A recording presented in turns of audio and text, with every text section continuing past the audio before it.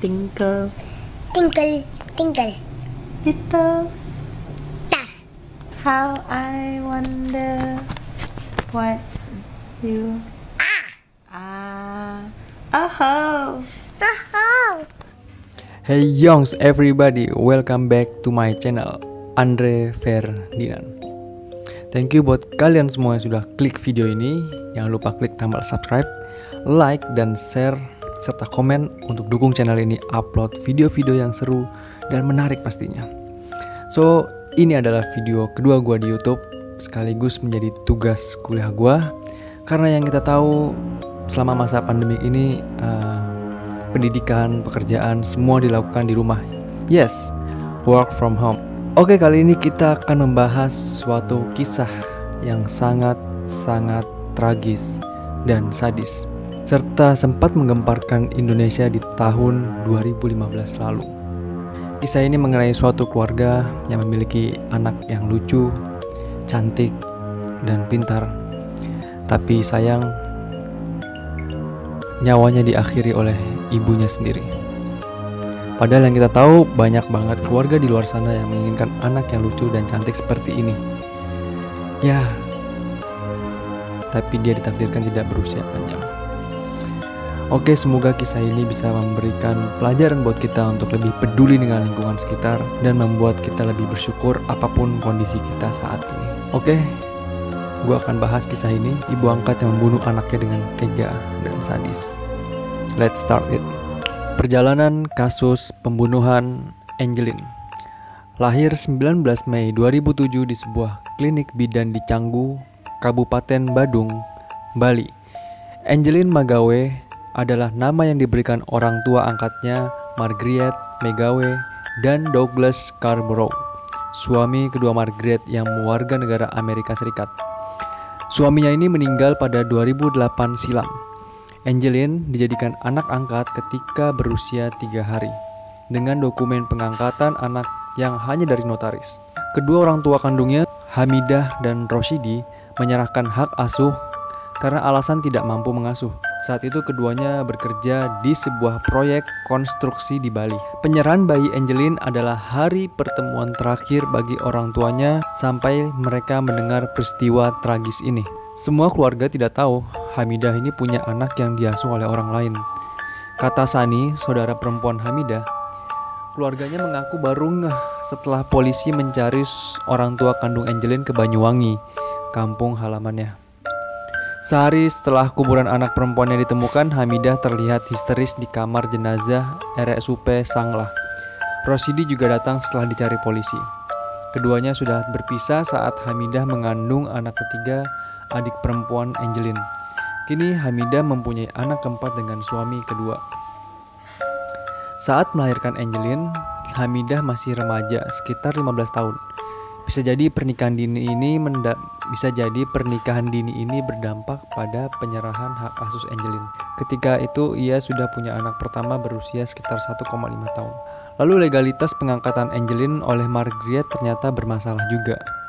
Dalam undang-undang disebutkan anak angkat adalah anak yang haknya dialihkan dari lingkungan kekuasaan keluarga orang tua, wali yang sah atau orang lain yang bertanggung jawab atas perawatan, pendidikan, dan membesarkan anak tersebut ke dalam lingkungan keluarga orang tua angkatnya berdasarkan putusan atau penetapan pengadilan.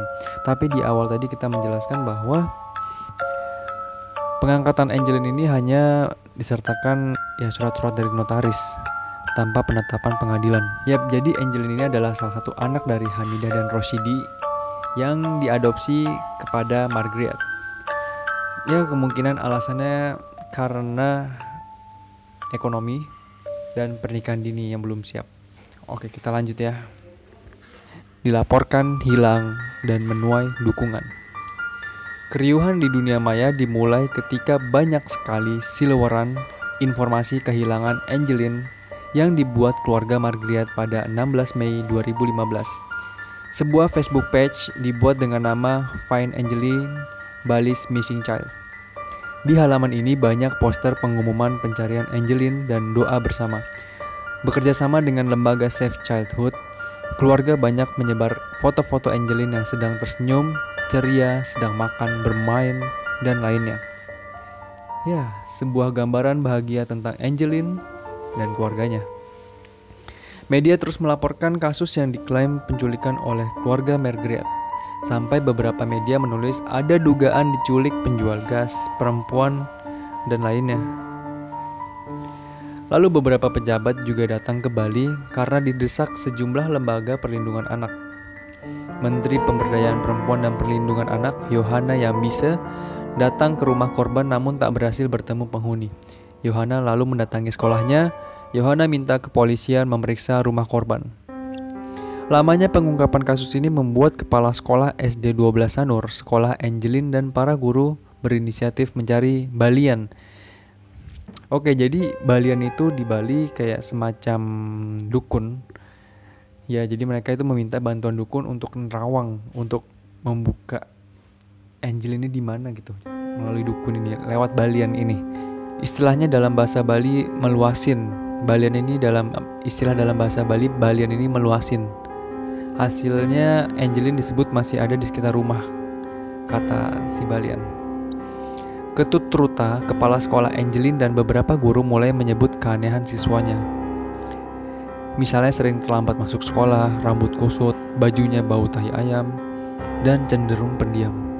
Oke, jadi di sini keluarga Margaret sendiri yang menyebarkan bahwa Angeline itu hilang, nggak ada di rumahnya.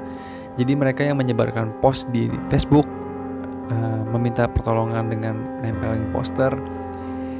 Mungkin ini adalah salah satu upaya yang dilakukan Margaret supaya lingkungan keluarga, lingkungan rumah, bahkan sekolah tidak curiga Angeline ini hilangnya kemana gitu. Tidak ada yang curiga bahwa Margaret lah pelakunya.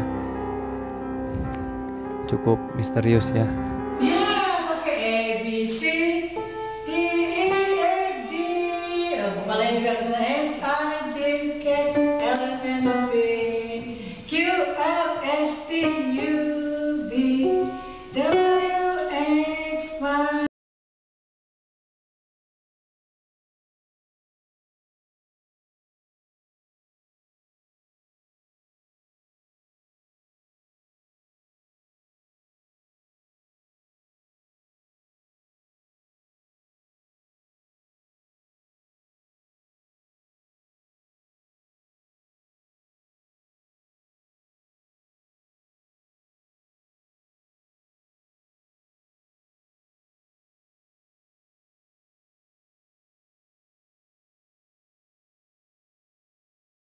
Hantaman benda tumpul di kepala yang menyebabkan pendarahan otak. Jelas Ida Bagus Alit, salah satu ahli forensik yang bertugas di RSUP Sanglah. Ada luka memar di kepala, wajah, dan sundutan rokok di punggung. Kemungkinan ada penyiksaan sebelumnya oleh pelaku. Juga ada bekas lilitan tali di leher mendiang Angeline. Pada hari jenazah ditemukan, Kapolda Bali saat itu, Irjen Pol Roni Sompi, menyatakan sudah menangkap Agus, mantan pembantu Margaret. Pria ini disebut mengaku membunuh dan menganiaya korban. Penetapan menjadi tersangka ini sangat cepat, hanya beberapa jam setelah polisi menemukan jenazah korban. Namun sejumlah lembaga perlindungan anak, kelompok pengacara terus mendesak Kapolda menemukan pembunuh yang sebenarnya. Pada 18 Juni, Haposan Sihombing, pengacara yang ditunjuk polisi mendampingi tersangka Agus, menyampaikan informasi mengejutkan. Menurutnya, Agus menuding Margaret sebagai pelaku. Agus mengaku diancam dan dijanjikan sejumlah uang jika Agus mau mengaku. Serangkaian pemeriksaan dengan alat tes kebohongan pun dilakukan selama pemeriksaan Agus. Dan Margaret yang akhirnya juga ditetapkan sebagai tersangka. Hotma Sitompul, pengacara, mengatakan tudingan Agus adalah fitnah. Selama penyelidikan dan pemeriksaan kedua tersangka, gelombang simpati pada kasus Angeline terus bermunculan. Tak sedikit pejabat mengirim karangan bunga di depan rumah korban dengan nama atau partai politiknya. Seruan penghentian kekerasan pada anak juga terus dibuat. Ini adalah suasana sidang pembacaan tuntutan untuk terdakwa kasus pembunuhan Angeline, Margaret Megawe, 4 Februari 2016 di Pengadilan Negeri Denpasar untuk Angeline. Jadi di sini awalnya Agus sudah ditetapkan menjadi tersangka karena hasil pemeriksaan polisi, Agus ini mengaku kalau dia yang membunuh dan menganiaya Angelin ini. Namun banyak banget pihak dari lembaga perlindungan anak, dari pihak pengacara, dan dari masyarakat sendiri pun mendesak polisi gitu. Kenapa cepet banget periksanya? Kenapa dari berbulan-bulan pencarian pas ketemu diperiksa hanya beberapa jam langsung ditetapkan pelakunya gitu. Jadi setelah desakan ini akhirnya polisi melanjutkan dan Margaret pun ikut diperiksa akhirnya. Oke, kita lanjut ya. Pasal berlapis untuk Margaret. Setelah 3 bulan proses persidangan dengan puluhan saksi, memberatkan dan meringankan, Jaksa Penuntut Umum atau yang kita sebut JPU menyampaikan tuntutannya pada 4 Februari 2016 lalu. Sidang itu dipimpin Ketua Majelis Hakim Edward Haris Sinaga. Menurut pemaparan JPU, jenazah korban ditemukan terkubur di kandang ayam belakang rumah dalam keadaan luka di tubuhnya. Senang bisa ditemukan sebetulnya, namun berubah kecewa karena tewas mengenaskan. Si cantik Angelin ditemukan tanpa daya, banyak bekas luka, terkubur dengan memeluk bonekanya. Angelin berusia 8 tahun, tak berdaya, dan masih jauh pikiran ambisi. Butuh perhatian, kasih sayang, tapi yang terjadi sangat bertentangan dengan kebutuhan dan haknya. Harus mendapat perlakuan sadis yang mengakibatkan kematian. Dapatkah kita membayangkan dan mencoba merasakan jadi Angelin? Ini uraian dari JPU. JPU secara bergantian lalu membacakan pembuktian dakwaan berlapis untuk Margaret. Jaksa mendakwa Margaret dengan pasal 340 KUHP tentang pembunuhan berencana dan 3 pasal dari Undang-Undang Nomor 35 2014 tentang perlindungan anak. Perubahan atas Undang-Undang Nomor 23 tahun 2002. Ketiga pasal dimaksud yaitu pasal 76I junto pasal 88, pasal 76B junto pasal 77B, dan pasal 76A huruf A junto pasal 77. Penjelasan JPU. Unsur dengan sengaja dijabarkan dengan sejumlah keterangan saksi dan barang bukti sekurangnya pada 12 sampai 16 Mei 2015. Ada keterangan yang menyatakan ancaman dan kekerasan pada korban. Agus juga sering mendengar teriakan Angelin kesakitan dan luka dekat muka, hidung, dan mulut. Agustai mengatakan korban habis dipukul terdakwa Margaret. Pasangan penghuni kos di rumah Margaret, Susiani dan Handono, juga melihat Angelin kerap bekerja keras memelihara puluhan ayamnya. Ini adalah Margaret Megawe saat menjalani sidang pembacaan tuntutan di Pengadilan Negeri Denpasar, Bali. Unsur direncanakan dijabarkan dengan sudah menentukan waktu, alat, dan cara membunuh. Sudah terpikirkan dampak dan menghindari orang supaya tidak tahu.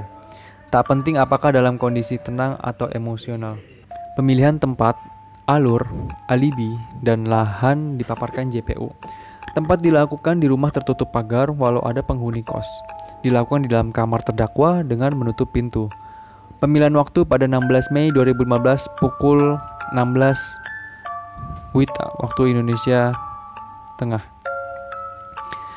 Data forensik ponsel Margaret dan anak perempuannya juga dijadikan bukti tentang tekanan psikologis pelaku saat itu.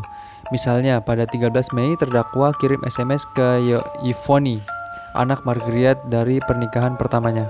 Data forensik ponsel Margaret dan anak perempuannya juga dijadikan bukti tentang tekanan psikologis pelaku saat itu. Misalnya pada 13 Mei terdakwa kirim SMS ke Yvonne, anak Margaret dari pernikahan pertamanya. Misalnya pada 13 Mei terdakwa kirim SMS ke Yvonne, anak Margaret dari pernikahan pertamanya. Kalimatnya kira-kira berbunyi, jadikah transfer duit untuk bayar cicilan listrik, motor, juga pegadaian, dan kalung? Pokoknya paling lambat 15 Mei, kata Yvonne. Dibalas 3 kali dengan kalimat yang berbunyi kira-kira, terserah kalau mama anggap aku atau enggak. Daripada berantem terus, kan lebih baik enggak komunikasi sekalian. Mama tahu listrik disegel. Gajiku 9 juta, belum untuk mama, belum mobil. Mama kan lebih sayang sama harta, bawa mas sama Maya sampai tua. Kurang lebih gitu. Dari hasil data forensik berupa SMS Margaret dan anaknya Yvonne ini menunjukkan kalau Margaret ini ada tekanan psikologis berupa permintaan dana atau permintaan uang oleh anaknya. Ya, jadi kurang lebih memang permasalahan ekonomi di keluarganya membuat ada emosi yang mungkin menjadi salah satu penyebab pembunuhan ini terjadi. Kita lanjut ya. Agus Tai Hamda dan pelintat-pelintut keterangannya. Banyak pernyataannya yang tak konsisten. Awalnya Agus bilang pembunuhan dilakukan di depan kamarnya. Tapi saat ditanya tentang kronologi kejadian, ia bilang di dalam kamar meski pintu tak terkunci. Pelintat-pelintut keterangan Agus nampak dalam 8 BAB atasnya. 2 diantaranya sebagai tersangka tunggal. Pengakuan paling menggemparkan saat ia bilang pembunuhan dan pemerkosaan Angeline atas perintah Margaret. Keterangan Agus dalam BAP per 13 Juni 2015 tersebut menyatakan Margaret awalnya menjanjikan uang 200 juta agar Agus tutup mulut soal penyiksaannya terhadap Angeline. Margaret menjanjikan kepada saya akan memberikan uang sebesar 200 juta asalkan saya tidak menjelaskan kepada Yevonne bahwa ibunya pernah memukuli anaknya atau Angeline sampai berdarah pada 16 Mei 2015. Demikian penggalan keterangan Agus dalam BAP tersebut. Saat ditanya apa tujuan Agus melakukan pembunuhan, kali ini ia mengaku karena dijanjikan uang 200 juta yang ia sebut bisa cair pada 24 Mei 2015. Namun menurutnya uang itu tak pernah ia terima. Agus juga menyatakan awalnya ia mengaku menjadi pelaku pembunuhan agar Margaret tak terlibat. Ia berharap bisa menerima uang yang dijanjikan. Nyanyi.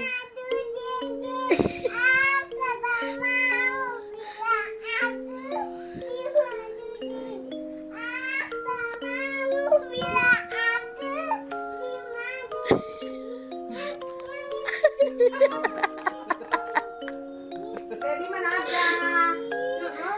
Mana bawa? Coba nyanyi dulu baru dikasih nanti. Kok sampai geli-geli tuh? Ya kok sampai geli-geli.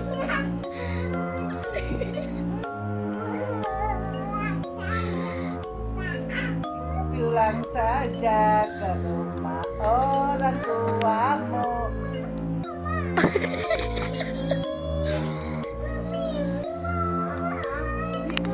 Oke guys, itu tadi adalah cerita dari awal Angeline hilang sampai ditentukannya pelaku, yaitu Margaret dan Agus Tai. Jadi bisa disimpulkan Angeline ini adalah anak dari Hamidah dan Rosidi yang menyerahkan kepada Margaret untuk diadopsi karena masalah ekonomi dan pernikahan dini. Dan persyaratan adopsi ini memang dari awal cukup bermasalah ya, karena yang seharusnya disahkan di pengadilan tapi hanya berupa surat dari notaris. Di sini sebetulnya banyak banget kronologisnya yang dilihat dari keluarga Angeline lah, yang kronologi dilihat dari keluarganya Margaret, kronologi yang dilihat dari keluarga Agus, dan kronologi yang dilihat dari pihak aparat. Sebenarnya masih banyak banget. Di sini juga dari kisah ini sebetulnya juga ada sangkut paut dengan pengacara terkenal Hotman Paris Sutape ya. Cuma nggak mungkin gue sampaikan di video ini karena bakalan panjang banget dan detail banget, karena kasus ini benar-benar menarik, kasus ini benar-benar misterius. Cukup lama buat mengungkap kasus ini aslinya, jadi nggak mungkin dibikin satu video saja. Lalu hilangnya Angeline di sini mulai dipublish media sosial oleh keluarga Margaret sendiri gitu. Jadi memang hilangnya itu yang infoin Margaret dan keluarganya untuk mungkin untuk biar nggak ketahuan gitu Angeline hilang alasannya karena dibunuh oleh Margaret.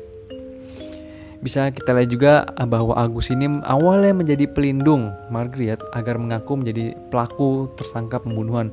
Namun akhirnya Agus berkata jujur dan mengatakan bahwa dia melakukan pembunuhan atas suruhan dari Margaret. Penyebab pembunuhan ini juga ada tekanan psikologis dari keluarganya mengenai ekonomi. Ya salah satu tadi seperti yang SMS anaknya Yevonne meminta uang. Dan oh iya, satu lagi. Jadi ada perjanjian di awal pada saat mengadopsi Angeline ini, perjanjian hak waris oleh mendiang suaminya Margaret dengan si Angeline ini, bahwa semua hak waris rumah tanah semuanya ini akan diberikan kepada Angeline ketika dewasa nanti. Mungkin ini adalah salah satu penyebab Margaret melakukan niat jahatnya untuk membunuh Angeline.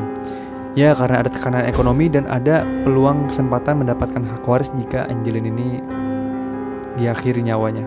So, akhirnya terdakwa kasus pembunuhan Angeline ini dijatuhkan kepada Margaret Christina McGawey yang dijatuhi hukuman seumur hidup dalam persidangan Senin 29 Februari 2016. Ketua Majelis Hukum Edward Harris Sinaga mengatakan Margaret dijatuhi vonis hukuman karena melanggar pasal 340 KUHP tentang pembunuhan berencana. Agus Tayahamdamai pun juga ikut menjadi tersangka. Dia divonis 10 tahun penjara oleh Pengadilan Negeri Denpasar Senin 29 Februari 2016 dalam perkara pembunuhan gadis cilik Angeline. Terdakwa terbukti bersalah membantu pembunuhan untuk menyembunyikan kematian jenazah korban. Vonis hakim terhadap terdakwa itu juga lebih rendah dari tuntutan jaksa yang menuntut hukuman selama 12 tahun dan denda 1 miliar, subsidiar 6 bulan kurungan penjara dalam sidang sebelumnya. Hakim tidak sependapat dengan pasal yang dikenakan oleh jaksa penuntut umum. Namun hakim memutuskan perbuatan terdakwa melanggar pasal 340 KUHP, junto pasal 56 KUHP tentang membantu pembunuhan berencana dan pasal 181 KUHP tentang berperan serta ikut melakukan penguburan jenazah korban. Ya, itu dia kisah tentang pembunuhan tragis dan sadis oleh Angeline. Ya, seperti gue bilang tadi, banyak banget sebenarnya penjelasan entah tentang dari tes kebohongannya, tentang pengadilannya, tentang pengakuan dari banyak pihak, wawancara dari banyak saksi. Itu banyak banget, panjang banget, nggak mungkin gue bikin di satu video. Durasinya bakalan bisa sampai berjam-jam. Ini aja jujur gue nonton buat bikin video ini lebih dari setengah jam, hampir setengah jam. Dan buat bikin setengah jam video ini gue harus belajar dan nonton video tentang Angeline, baca sejarahnya, baca kisahnya itu berjam-jam, nonton di YouTube dan berhari-hari untuk bisa menyimpulkan seperti ini. Thank you buat semua yang udah nonton video ini. Semoga video ini mengajarkan kita untuk lebih sayang dengan keluarga, lebih sayang dengan lingkungan, dan lebih peduli, lebih care dengan lingkungan sekitar kita. So, semoga video ini bermanfaat. Jangan lupa subscribe video ini dan komentar di bawah gue harus bikin video apa lagi. Apakah harus bikin video tentang nelusurin kisah-kisah seperti ini, tentang kasus-kasus, atau video-video yang lainnya. Silahkan komentar di bawah. Oke, thank you for watching my video. See you and goodbye. Yongs.